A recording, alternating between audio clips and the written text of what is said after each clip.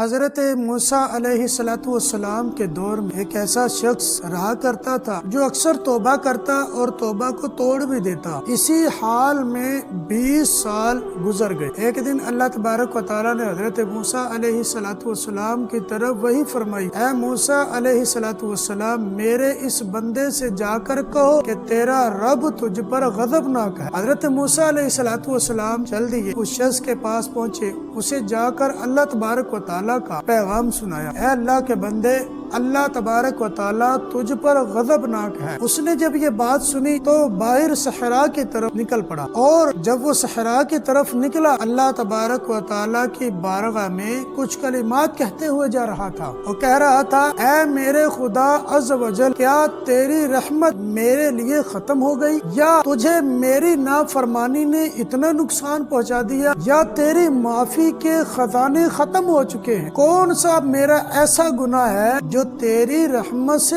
بڑھ گیا ہے؟ اور جب تو اپنے بندوں پر رحمت کے دروازے بند کر دے گا تو تیرے بندے کس سے امید لگائیں گے کہ وہ بخشے جائیں؟ اور اگر تو نے انہیں رد کر دیا، انہیں بخشنے والا بھی کوئی نہیں۔ اور اگر میرے حق میں تیری رحمت ختم ہو گئی تو پھر میری عذاب قبر لازم ہے۔ تو پھر میں تجھ سے یہ التجا کرتا ہوں، اپنے تمام گناہگار بندوں کا عذاب میری جان پر ڈال دے، میں اپنی جان کو تیرے بندوں کی خاطر تیری بارگاہ میں پیش کرتا ہوں۔ جب اس نے یہ باتیں اکیلے میں صحرا کی طرف نکل کر کی، ابھی اس نے اس میں توبہ نہیں کی، لیکن حضرت موسیٰ علیہ السلام کی طرف اللہ تبارک و تعالیٰ نے وہی فرمائی، اے موسیٰ، اس کی طرف دوبارہ جاؤ اور کہو اگر تیرے گناہ زمین و آسمان سے زیادہ ہیں تب بھی تجھے بخش دوں گا کہ تو نے میرے کمال قدرت اور رحم و